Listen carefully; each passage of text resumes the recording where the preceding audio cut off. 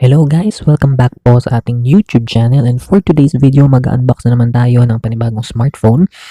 So ito ay madalas na mag-sale sa Lazada. So without further ado, let us start the unboxing and review.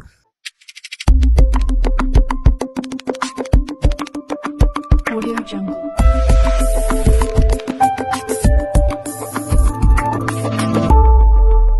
So ito po ang ating Redmi 10S. So usually ang price range nito is nasa 9,000 to 11,000.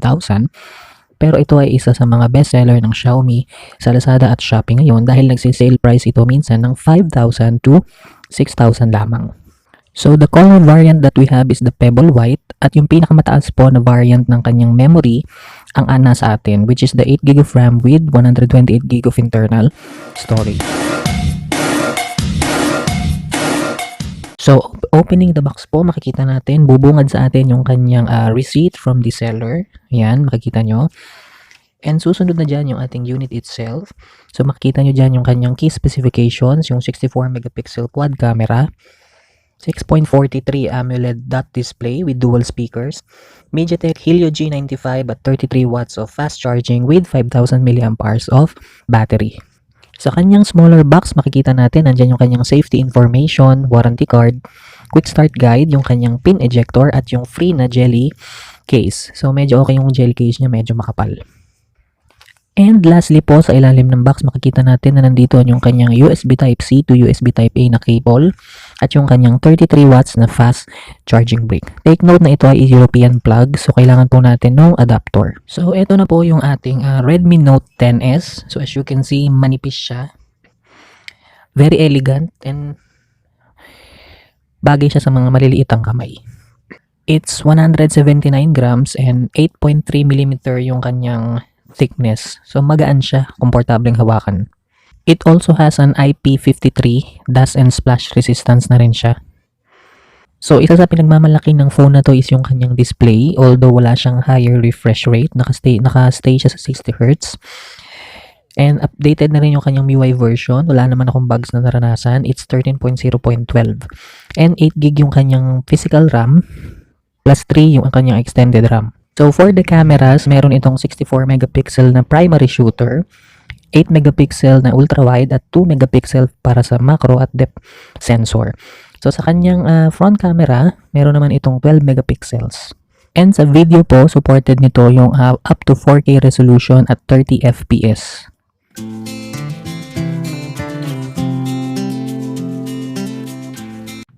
And although it's an AMOLED panel, so hindi ginawa ni Xiaomi na ito ay nasa in-display fingerprint scanner. Bagkus, ito po ay mayroong side-mounted fingerprint scanner. Meron din siyang face unlock, accurate naman yung kanilang response. So okay na rin siya for me.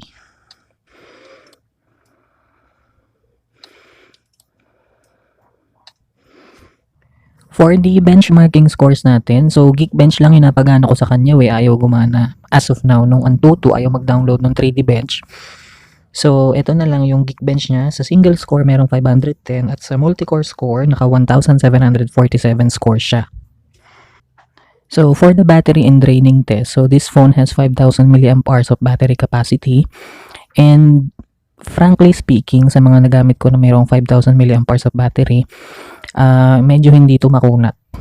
Pero, still acceptable pa rin naman yung performance niya. Matagal pa rin naman malobat. And take note, 33 watts yung kanyang power brick na kasama at support sa charging.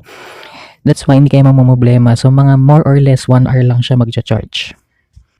And meron nga rin pala itong always on display. Kasi ito ay isang AMOLED na screen na supported ng Corning Gorilla Glass 3 1080p resolution. So sa mga games naman, wala naman tayong magiging problem dito. Kaya niya naman makipagsabayan as of the moment. Kasi ito ay running sa MediaTek Helio G95, which is a 12nm. And for its price, isa to sa mga panlaban niya. Kasi mura siya and of course, it's G95. So maganda naman yung performance ng Helio G95 as of the moment. So meron din siyang dual speakers. So merong isa sa baba, yung kanyang main firing speaker, at meron din sa taas. So, do take note na yung white is frosted glass finish siya compared dun sa ibang color na glossy yung back. Tapos, glossy yung kanyang mga sides. Tapos, yung kanyang upper part and lower part po ay matte finish. So, overall, masasabi ko na sulit to kung makukuha nyo siya ng still price or sale price sa Shopee and Lazada. And that's basically it for our quick unboxing. Very quick talaga ng ating Redmi Note 10s. So if you have questions, pwede ko naman na siguro yung i-update sa ating social media. So please do not forget to subscribe, like, and follow for more videos and updates. Thank you!